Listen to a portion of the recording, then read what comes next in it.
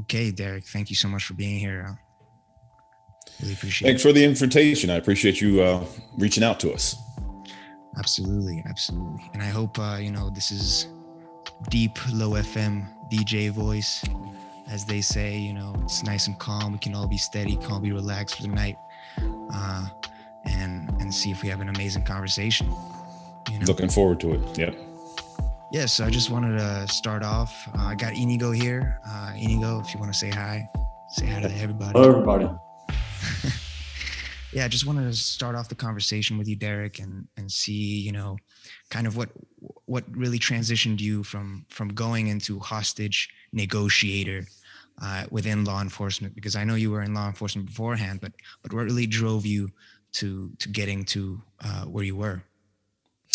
Yeah. So when I became a cop, it was at a time in the United States where crack cocaine had taken over the country, really. And so there was an emphasis, there was a focus on street level narcotics enforcement. So I got into street level narcotics enforcement, and what that showed me was the drug problem or the drug epidemic. There was always a nexus to another crime outside of possession or distribution of the controlled substance. The people that we would arrest, once we would interview them, would give us information about stolen property. They'd give us information about who was selling more drugs than them. They'd give information on murders. They'd give information on anything that they had. And so the more, it wasn't long before I figured out that I could say specific things in a specific manner to elicit specific responses from people. And so I wanted to take that to the next level, if you will. And I became a detective in the criminal investigation section. And now that was almost my sole job, was getting information from people who were not inclined to give it, either because they were trying to protect their own penal interests, they were trying to protect their safety, or they were victims of crimes and they were traumatized, and it was difficult getting the information out of them. And so I got to hone my skills in getting information out of reluctant people. And then I role played for a SWAT exercise. And I watched how the negotiators were trying to manage the scenario, and I thought that was pretty interesting. And so when the opportunity presented itself, I knew that what they did in hostage negotiation was you take what I was doing as a criminal investigative detective, using my communication skills to get information out of people. Hostage negotiating takes it to another level, and the challenge was there, the opportunity was there. And so it was probably 9 years after I became a cop that I became a hostage negotiator, and I haven't looked back since. So that's the long story on how I wound up as a hostage negotiator. Wow, that's amazing, man. And when you're saying you were dealing with reluctant people, how can you expand on the level of emotions, level of altered states, how these people were on drugs, and this how intense was it in an emotional perspective? It depends on what they viewed was at stake. Okay. It always depends on what the perspective of the other person is. And so if what's at stake is their freedom, because again, we as a nation took on arguably a harsher stance for crack cocaine than we did with other drugs. And it was during that time period that mandatory minimum sentencing came down. So for distribution of cocaine, you were looking at between 5 and 40 years of incarceration. Now, most people, when given the choice, give me the information or eat that 5 to 40 years, most people are going to give the information, because what's at stake from their perspective, their entire future. And so emotionally, that's what they're afraid of losing. And the fear of loss is the single biggest driver of human decision making and behavior. And that's taking it to an extreme. The fear of any loss will move people to do things positively or negatively, depending on the circumstances. But people don't like to lose anything. And I'm not even talking about their freedom or a $10 million deal. It could be something as simple as losing face, losing their reputation, losing their status within the organization or the community. If they're faced with that, they're going to do something that in and of itself is going to influence their behavior and their decision making. I mean, it's a prisoner's dilemma at the end of the day. I think it's pretty interesting. And yeah, Eric, I would like to also ask you, now that we're going down the road straight at it, I would like to ask you about skills. What kind of skills are most relevant for a negotiator? Because I heard that your book, which is conveniently right behind you for everyone that's watching the podcast, what skills are most important, and how would you, and how did you have to deploy them in the day-to-day as a hostage negotiator? What skills are important? It's a tough question. Mine, they all are. There are 9 skills in the Black Swan skill set. And all of them are important. Now, where do we focus when we are training people? Where is our focus? Our focus is on the first 3, and we call those the quick 2+1: labels, mirrors, and dynamic silence. If you get mastery of those 3, you're pretty much going to be operating at a level higher than most of the people on the planet. You really are. If you just get your head around those 3, because those 3 are the most powerful when it comes to demonstrating tactical empathy. To demonstrate that you understand the perspective of whomever you're talking to on the other side, those 3 tend to bear you more fruit. Amazing. But I imagine there's a lot of people here that don't really have much depth on all these technical words for negotiation. Would you mind quickly going over what labels, mirrors, and dynamic silence are, just for someone who's sure, out of interest? Yeah. So labels are verbal observations. Okay. To identify driving forces and dynamics based on the totality of the circumstances, based on the environment, and based on and the data that you're getting from your counterpart. So it's simply you saying it looks like, it seems like, it sounds like, it feels like, and then you follow that on with what you're observing. It sounds like you're genuinely interested in determining what a label is. That will be very much true. That is a label based on the question that you asked. Sounds like you've got an interest in improving your communication skills. You never said that when you said, give me more information about labels, mirrors, and dynamic silence. But my inference from the data that you gave me is that you want to get better at communicating. And so all you need to remember is it looks like, it seems like, it sounds like. A mirror is just repeating back the last 1 to 3 words that the other side gave you. It's very good for attending purposes. In fact, there's no better way for you to demonstrate to your counterpart that you are listening to every single word that's coming out of their mouth than to repeat those actual words that are coming out of their mouths.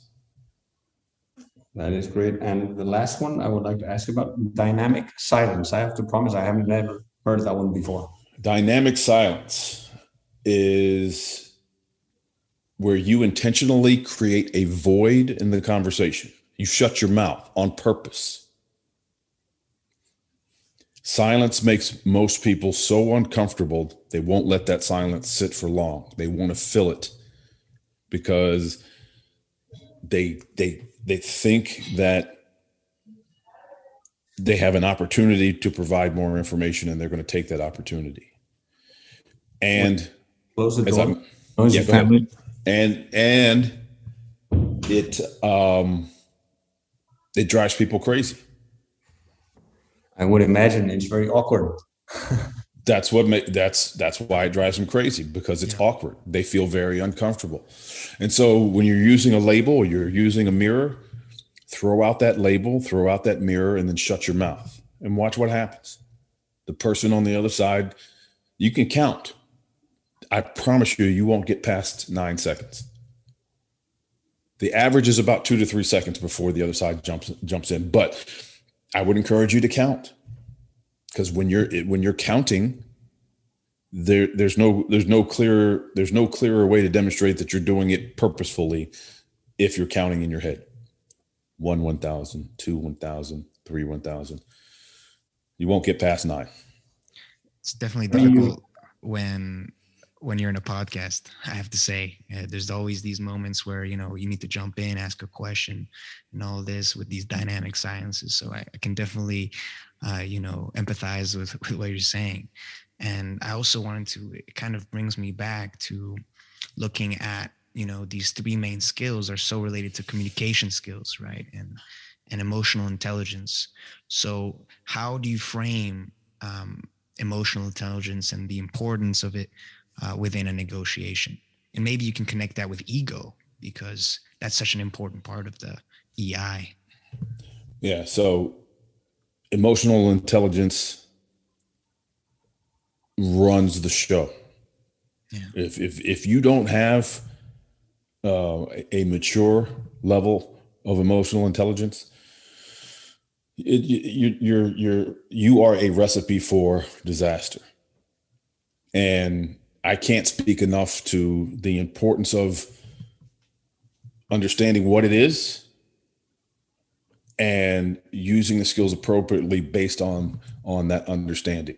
And ego, as far as I'm concerned, is a powerful emotion. Why do people behave in an egotistical manner? It's because there's a certain level of insecurity on their part. And there's a certain level of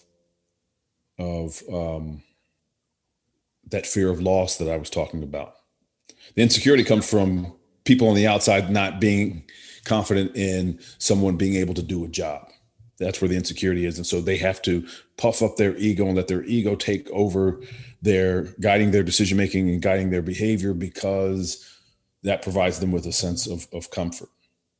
They are not in tune to anyone but themselves. Maybe in the moment, it may be continuous, but they're not concerned with anybody but themselves. And that is the antithesis of emotional intelligence. I have to be concerned about you, Alvaro, in order for me not to be egotistical with you. I have to be concerned with how my behavior statements impact you. Now that we're getting into some cool areas, I'd like to ask you if maybe you could have some practical examples on when maybe ego just absolutely broke down negotiation, or when you used emotional intelligence to bring about something amazing. I mean, in hostage negotiations, I imagine you have plenty of examples to bring to us. One example that I use in training quite often is a story that comes out of Oceanside, California, where they were called to the residence by the person in crisis. This kid was threatening to commit suicide. He calls the police and he says to the dispatcher or the call taker, "The police are outside my house right now."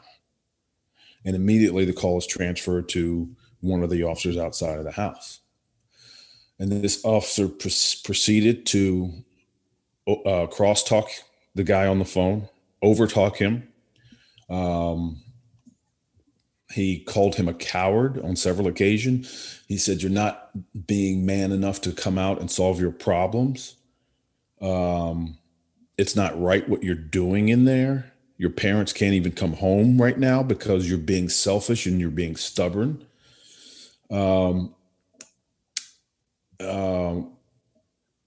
Where is your brother supposed to sleep tonight?" He asked him at one point.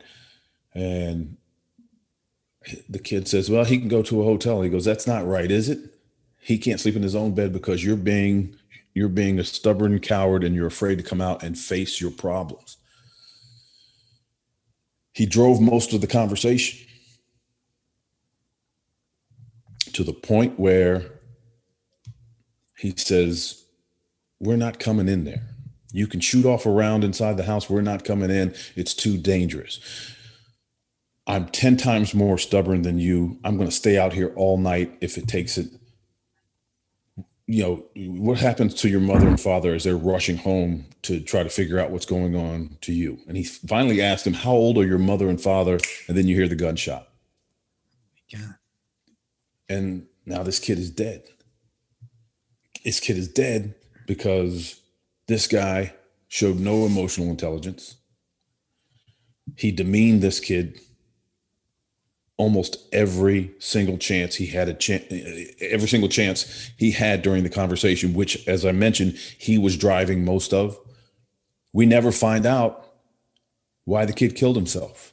We don't know what the precipitating event was.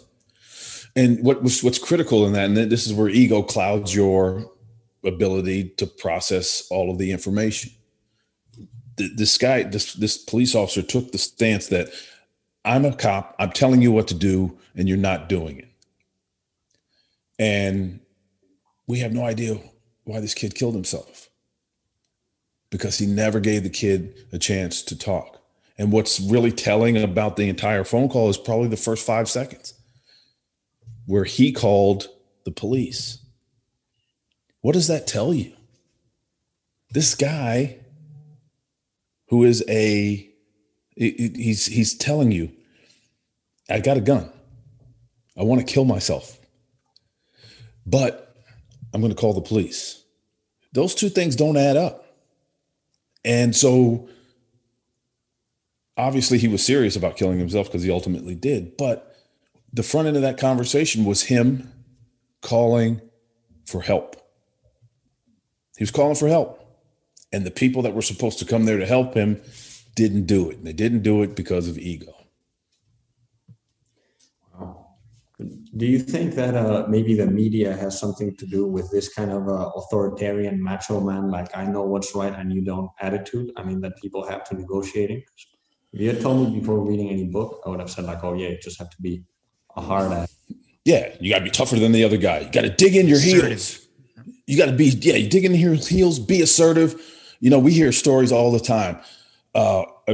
People who think they're great negotiators, they come in and say, you know, I sat down at the table with Migo the other day and I showed him who was boss. You know, I didn't concede anything. I beat him about the head and shoulders. I dug in my heels. And when he walked out of there, he knew he had been in a fight. And I stood my ground. That's the way I do it. So the next time Migo wants to negotiate with me, he'll remember that he better not play any games. We hear that stuff all the time. But what's the problem with that? In the moment, does that make you feel good? Okay. But Migo is not going to forget. He's not going to forget. And you don't have to worry about him getting to the table with you again, because if you know how bad you beat the other side knows how badly they got beaten. And revenge is a powerful motivator. And if the opportunity arises to make you feel the same level of pain that they felt in that moment, they're going to do it, whether that means not returning your calls ever again or killing any referrals. You know, your future business is doomed if that's the way that you conduct yourself. Now, does the media propagate that? They're getting it from somewhere. I think it's systemically, you know, because they haven't been trained in the proper fashion. Systemically, new people are brought into an organization and they see how these, quote, hard-nosed negotiators conduct themselves, and they think that that's the way things are done. And pretty soon you've got a virus that's spread throughout the entire organization where everybody's taking that stance.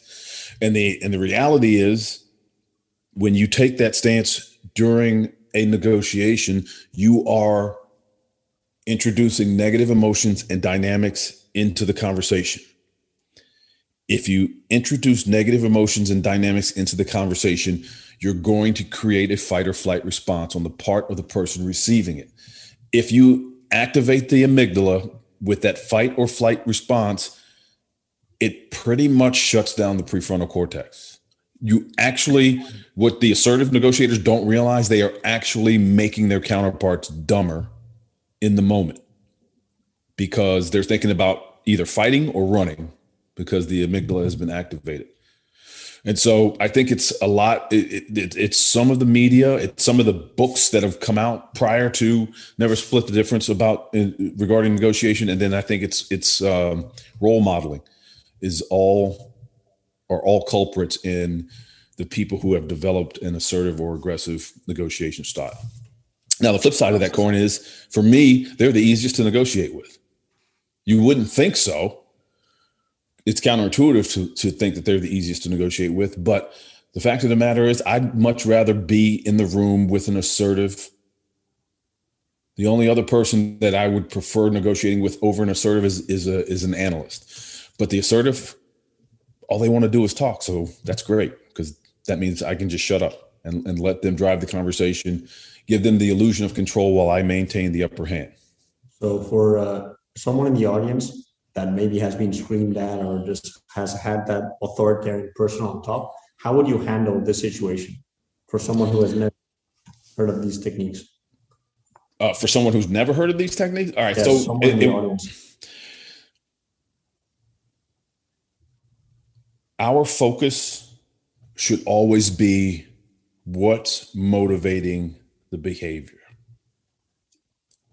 Not so much what they're saying or what they're doing, but why. That should be the question that you internally ask yourself. Why did he just say that? Why did he just do that? Now, for the aggressive negotiator who's coming in yelling and screaming and being assertive, instead of freaking out that he's yelling and screaming, what's driving the behavior?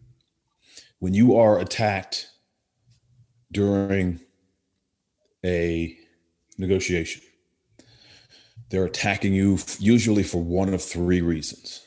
First reason, they're under tremendous pressure on their side, and you haven't recognized it yet. The second reason is, why do most people raise their voice at you? Because they think you're not listening.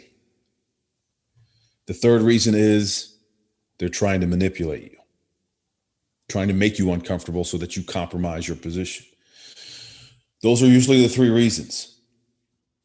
The challenge is you need to figure out which one it is. Most people will turn and run from the moment. I just said X and Migo went off on me. So I'm not going to say X again. I'm going to go over here to Y because I don't want him to blow up at me again. And the reality is, his blowing up at me means that it's going to happen again if I don't address it. And so simply addressing it with a label. It looks like, it seems like, it sounds like X. How do you reset it? How do you reset the conversation? First thing you need to do is what we've been told to do since we were little kids. Apologize. Don't underestimate the currency of a decent apology. Apologize to the person. I'm sorry. It seems like something I just said offended you. And then I follow it with a question. What caused that reaction? The sequencing is tactical empathy first. I'm sorry. Followed by a label. It seems like something I just said offended you. What was it? That'll give you a good indication of whether or not, where they're coming from. It sounds like your problem is worse than I thought. And that, because at the end of the day, assertive or not, people want other people to understand what they're going through, what the lay of the land looks like from their perspective, what pressures they're under, what's influencing their thinking. They want to know that you get that.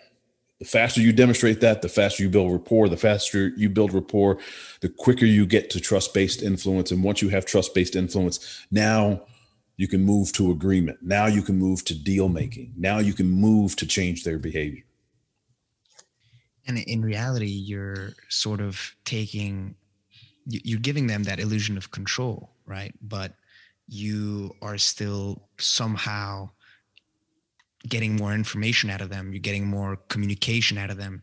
So ultimately, it's improving the communication. Information always improves communication. Whenever you go into a negotiation, you're going in with incomplete information. So rule of thumb is understand where you would like to end up, but likewise understand that could change based on information that you learn. And there's information that you're only going to learn when you engage them in dialogue. And so one of my mantras for my coaching clients is the other side is going to tell you exactly what you need to know to influence their behavior. If you're willing to sit back and listen and gather that information. That's all negotiation is a guided discovery process to uncover information that's going to lead me down the road to influencing them into doing what I need them to do. That is amazing. Could you now that we're here, I would really like to ask you about scenarios where you implemented these tactics, because why not? Here you are. Do you have a situation which you were in a negotiation, you discovered something absolutely amazing, and that helped you drive along and reach the desired outcome?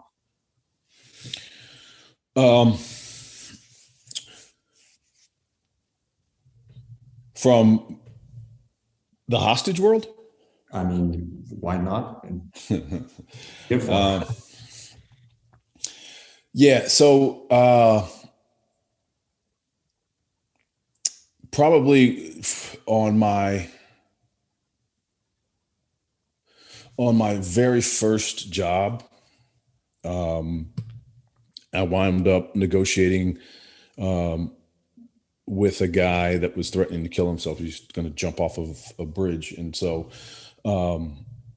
during the course of the conversation, we learned something. We uncovered some information about a relative that we were able to locate and prepare to use him as a third-party intermediary to help us in our negotiations effort. And that was uncovered as a result of the dialogue. We didn't know that beforehand. We found that out as a matter of the conversation progressed. And so always listening, always assuming you have something to learn is the best way to stay in that information hunting mode. If you remain genuinely curious in the conversation, you're automatically going to be looking for that. Amazing. Those tidbits of information, those pieces of information. How do you normally approach that situation? Okay, so you have someone on top of a bridge that's calling you and says like, hey, I'm thinking about killing myself. How do you approach that situation in order to bring him to a place where he's safe? You'd start with the labels, listening. Well, the overall concept is to listen. The overall concept is to allow him to vent, right?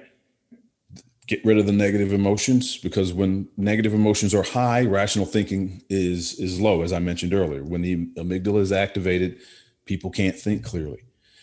You and I both know that jumping off of a bridge is what we used to say is a permanent solution to a temporary problem. We know for a fact that most people don't really want to die. They just want the pain to stop. And so my job is to focus in on him and what precipitated him coming. Again, it goes back to behavior, not what he's doing, but why is he doing it? Why is he on the bridge? Why is he threatening to jump? Why did he call us? What is that telling me about the totality of the circumstances? And so I'm staying genuinely curious. and we label the circumstances as he sees it. This is probably pretty overwhelming for you right now. You're probably scared to death. You're probably frustrated over something that occurred over the last 24 to 48 hours.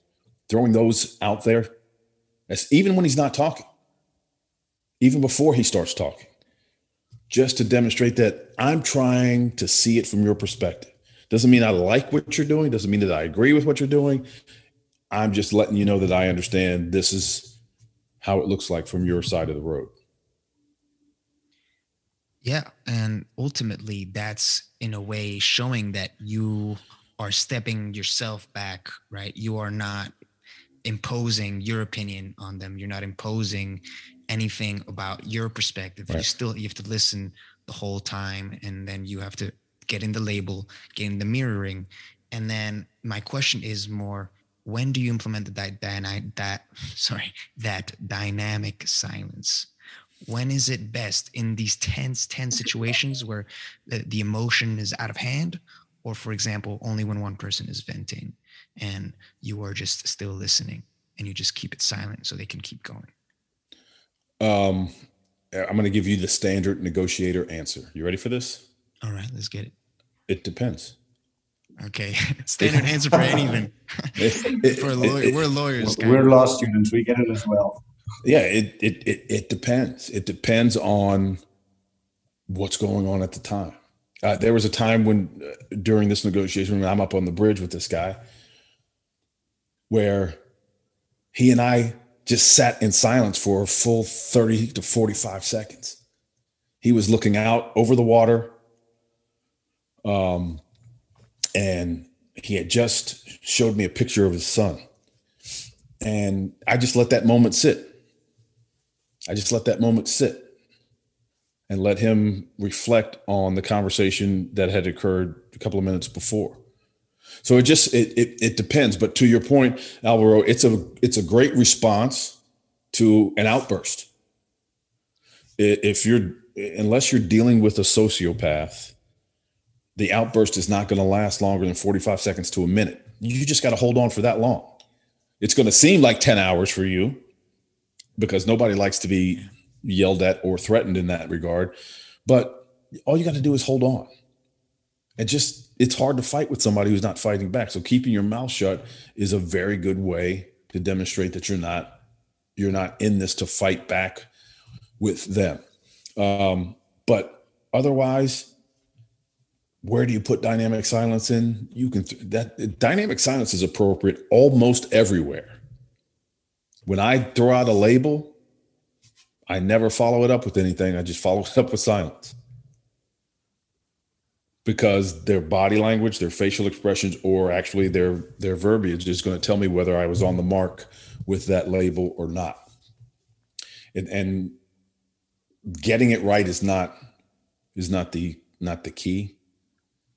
Making the attempt is. You don't have to get it right.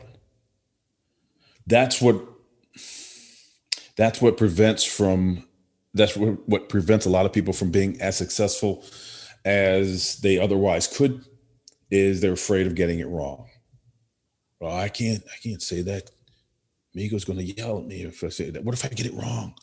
What if I label him as angry? He goes, I'm not angry. I feel like I've been betrayed. Well, you just got more information. Okay. You took what the other side gave you. You gave it back to them, and they said, "No, stupid, you got it wrong. It's not that. It's this." Okay, you got it wrong, but you got more information. You were made smarter as a result of getting it wrong, and you were made smarter because one of the laws of negotiation gravity is the desire to correct is irresistible. People can't wait to tell you how stupid you are.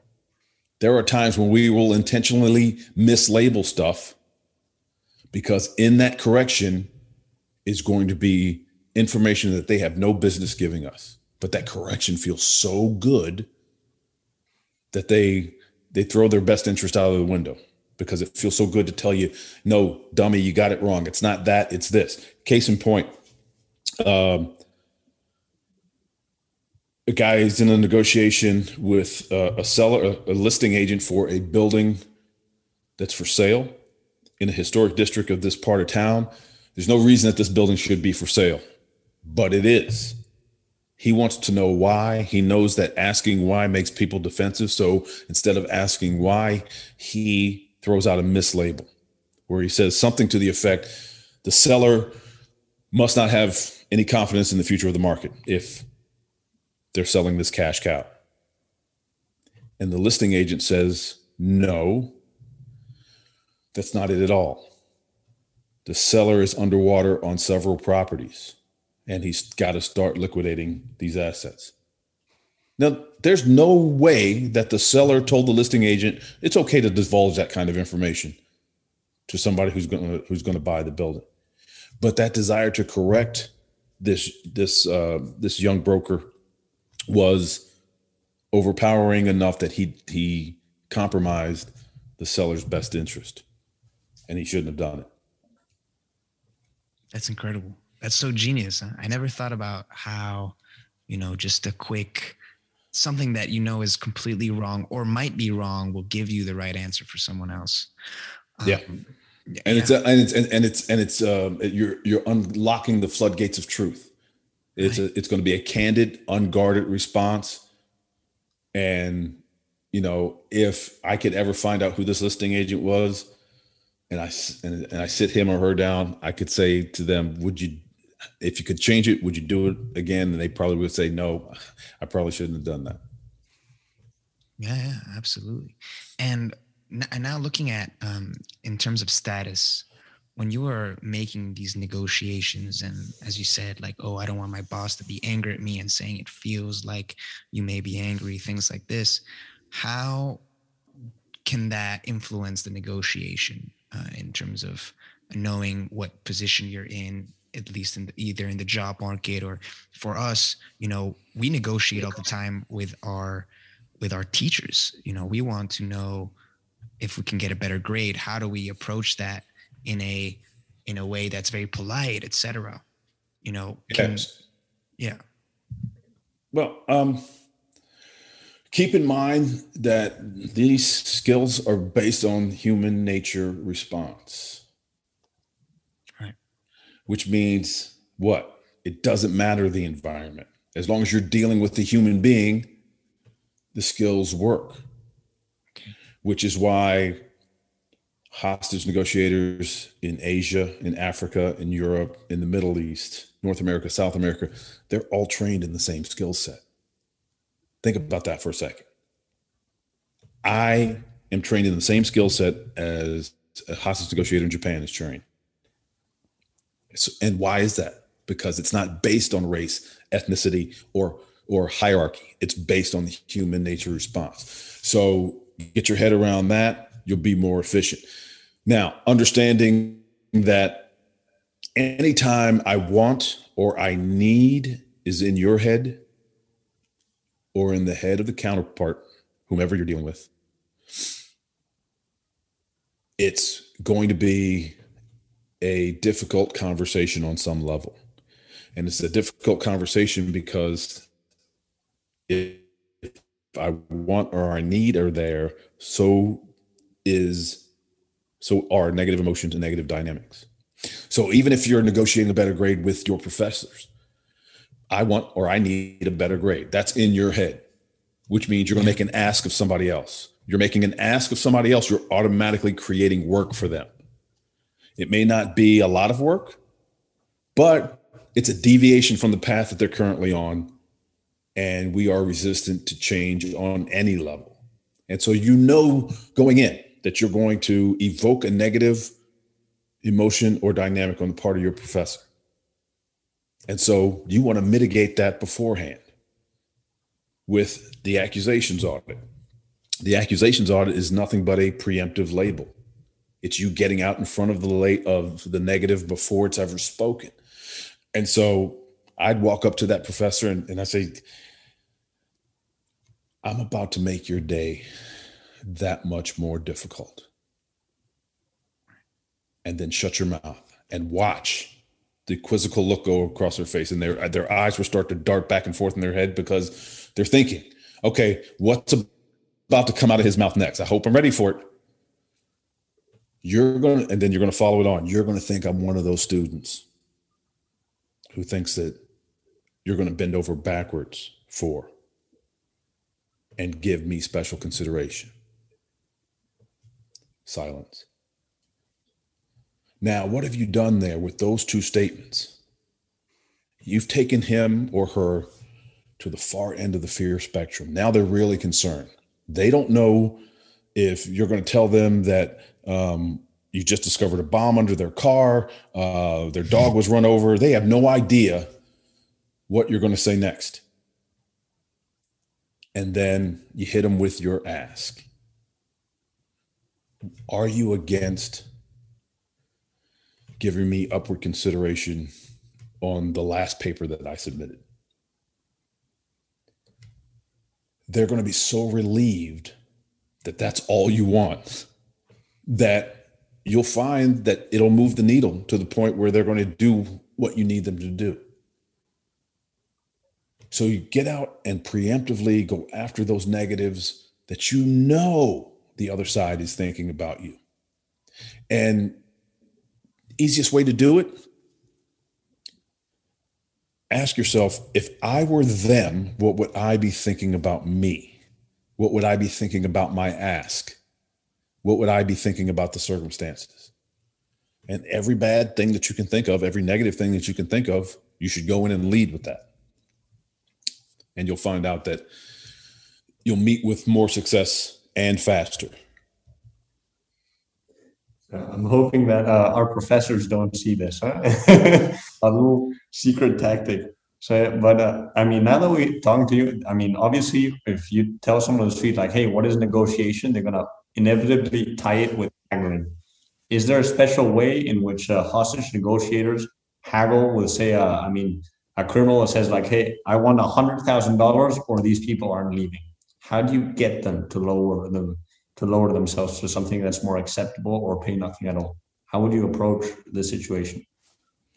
Go after the behavior, not what they're asking for.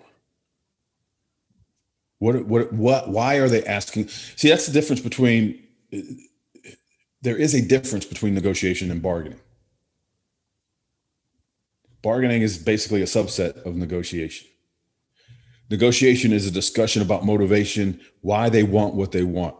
Bargaining is a discussion about what they want. You can't really facilitate getting them what they want until you understand the motivation behind why they want it. And so, to your point,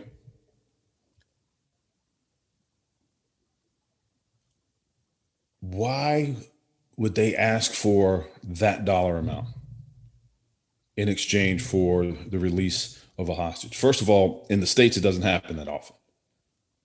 Rarely. I know of one case in the last 25 years where somebody's been taken for a ransom. That usually happens overseas. That's where Americans don't get kidnapped in America. Americans get kidnapped overseas. And it's usually because they did something stupid. And they wind up in a trick bag. So understanding what is the motivation behind the ask, that should always be your mindset, regardless of it's $100,000 or you'll never see her again, or if they tell you, cut your price or I'm going to a competitor. They say, you give me what I want, I'm going to walk. I want a pay raise right now. I'm quitting. And we get so wrapped around the axle about what it is that they said instead of why did they say it. And so our focus is always on motivation. What's motivating the ask? Why did they just say what they said? People who engage you in those kind of conversations are asking you to understand what their perspective is. Listening is the cheapest concession that you can make one person to another.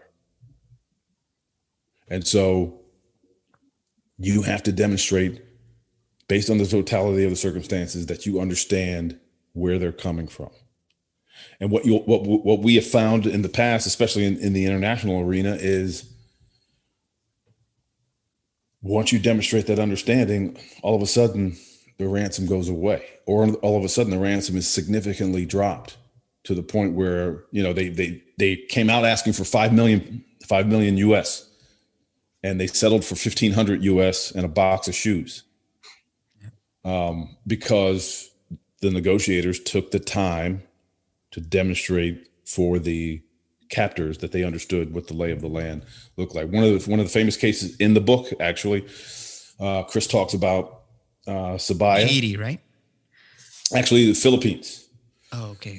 Abu Sabaya was a leader of Abu Sayyaf in the Philippines. One of the more heinous terror groups on the planet, and they snatched an American, and they said a rival group of theirs they snatched 20 Europeans at a diving resort in Malaysia and got $1 million per head. So Sabaya and his group snatched this American, and they said, if 20 Europeans were worth 20 million, surely one American we can get $10 million for. So they call in. Actually, they don't call in. What happened was the guy's girlfriend goes to the press and says Abu Sayyaf has kidnapped an American. And the guy that was the leader of the group, he was a media hound, and the media had him on speed dial. So they called him up and they said, hey, we heard that you got an American. What are you going to do next? He goes, well, we're going to look at him as an opportunity to make some money. And so we want $10 million if the U.S. wants to see him again. And so they plaster all over the news, all over the paper, ransom. Abu Sabaya wants $10 million ransom for this American.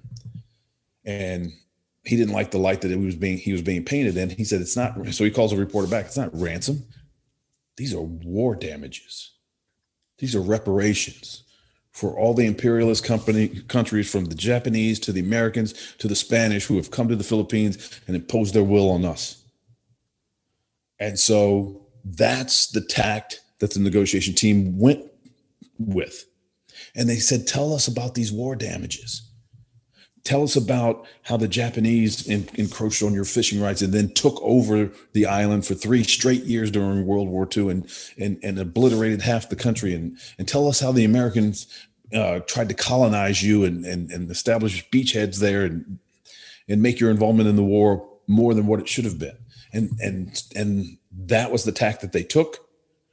And they just summarized it back after using labels and mirrors on this guy. And the guy says during one of the calls, that's right. That's where the concept of that's right comes from. And what happened to the ransom? It went away. He didn't say, I don't want the $10 million anymore. He said he just didn't bring it up anymore. It was gone. It just went away. It disappeared. Eventually, the American escaped from the camp that he was being held at in the jungle. And about 2 months later, Sabaya calls the Philippine negotiator that he had been dealing with. Now mind you, this negotiator was not, he was not a negotiator. He was Philippine Special Forces. He was a trained killer. I don't know what his body count was, but he and Sabaya had been firefights against each other. And under different circumstances, he would be just as content plunging a knife into this guy's throat as he would talking to him. So I bring that up only to say that anybody can be taught to do this. He calls Sabaya, or Sabaya calls him up on his undercover phone, and he says, Did they promote you yet? And he goes, No, they haven't promoted me. He goes, they should really consider promoting you. I don't know what you did, but I was going to kill that American. And after getting on the phone with you, I didn't. So you should get a promotion. And so what's the point of the story? Demonstrate an understanding. That's what people want. People want to be listened to. Find out what the motivation behind the ask is before freaking out about the ask. Because the actual issue may be something else that has nothing to do with price. 100%. And that reminds me of another story that was in the book, and that was about Haiti. And it was in Haiti. They were kidnapping all the time, and it was a completely different situation because they were asking for a huge amount of money, and then all of a sudden it was reduced because of timing.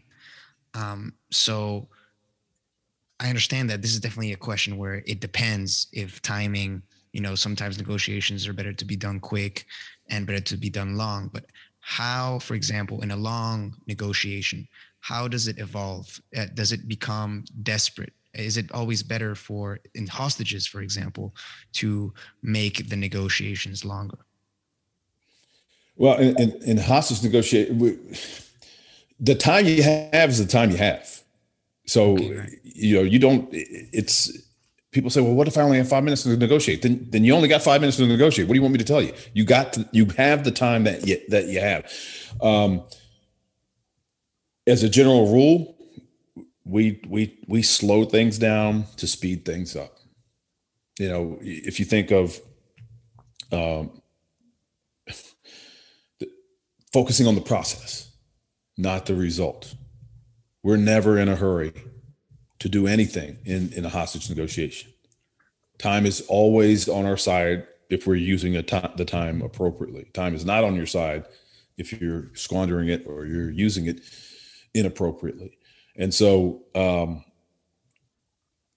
I like to stretch them out simply because the longer it plays out, the more those negative emotions dissipate and the faster his or her rational thinking comes up. And so we're never in a hurry. Now, the situation is dynamic. It's always changing. So we're always reevaluating where we were, where we are, and that ultimately changes where we want to go.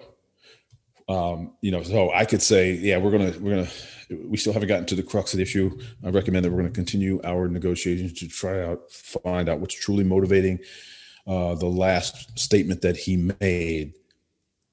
And that's the recommendation that I will give to my bosses. And then all of a sudden he shoots somebody inside the crisis site. Well, that changes everything.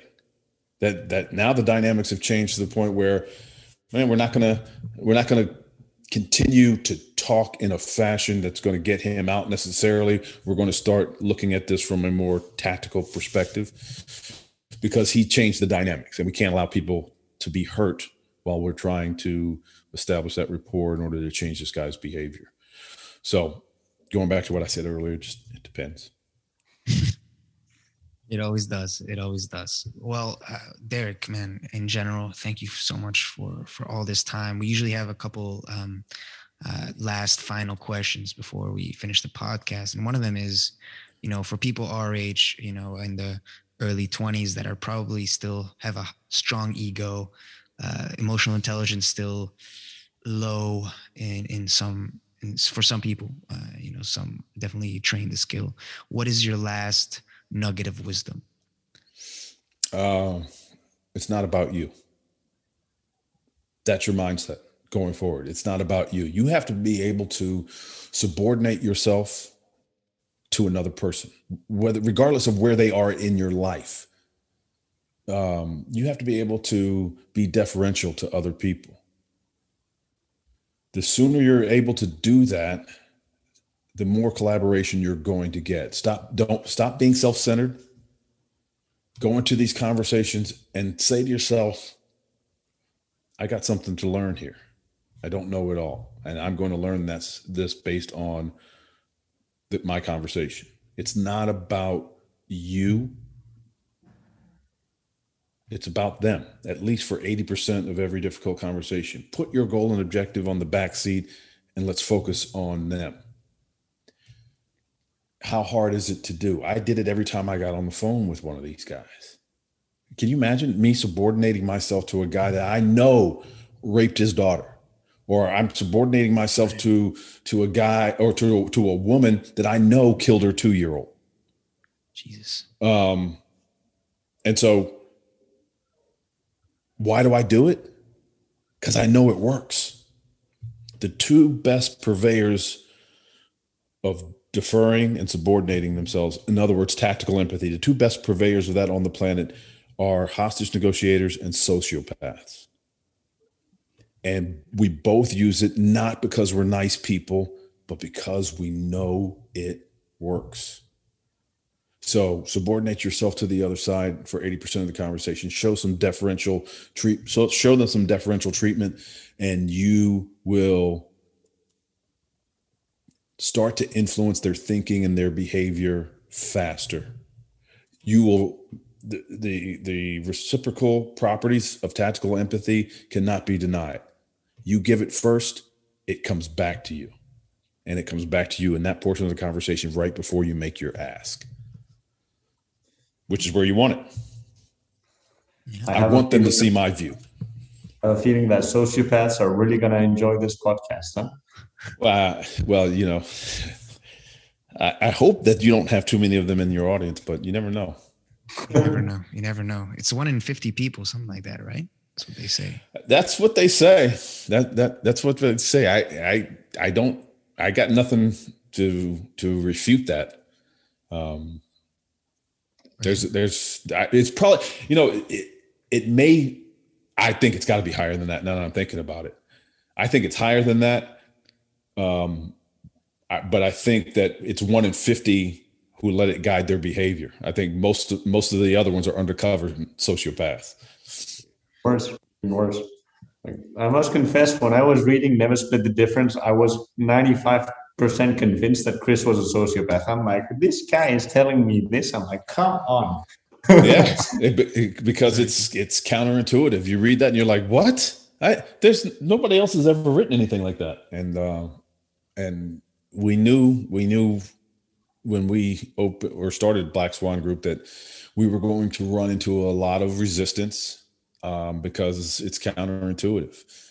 And it makes people feel awkward. And the awkwardness is just your brain telling you that there's no neural pathway yet developed for the skill that you're asking me to do. And that's what hurts us. That's what makes us uncomfortable. But to alleviate that, practice, 67 repetitions to develop a new habit. So you guys go out there today and you go order a cup of coffee or have a meal. Ask the server how they're doing today. And then when they respond, regardless of how they respond, label it and watch how much more information you get out of it. Wow. So you ask them how they're doing and they go, it's been a rough one. And you say something like, it sounds like the customers have been coming in here kicking you in the teeth all day. And you watch their face light up and watch how much more information they tell you about how their day has been up to that point. Because nobody takes the time anymore. We say, how are you doing? And that's just like saying hello. We don't really care. At least here in the States, we don't care. We throw it away. And so to show them that you're an outlier, all you have to do is label it. Sounds like you had a pretty rough day so far. And they will open up and give you much more information. And that's one repetition right there. You have 66 more to go, and before it becomes muscle memory, a new habit. Man, Derek, you don't understand how much we appreciate your time. It's been incredible to speak to you, directly, even though it was on Zoom, it was absolutely incredible. And just really need to acknowledge your presence and really appreciate you being here, Derek. Thank you, man. I had a good time. It was a good talk. And I'm impressed that you guys are so young and you're hungering for this type of stuff because, I normally don't see them as young as you. So it's impressive. You should be pleased with the fact that you're still willing to learn. Absolutely. Well, Inigo, if you have any last question or Oh, anything. I just take the time to say thank you so much. I mean, I joined the Energy Model just for this podcast. I was so excited to talk to someone from the Black Swan. And yeah, this has surpassed my expectations. It's amazing. I'm glad. Yeah, I'm Black glad, Swan, you guys. guys are doing incredible. You guys are changing the world in a way, because if everyone knew these skills, How about that? I don't even know what would Yeah, happen. I don't even yeah, know. yeah. I can tell you right now, if the world, it would be a better place. It really would. Yeah. Wow. Well, thank you, man, and All right, take care. all right. Take care of yourself. Thank you.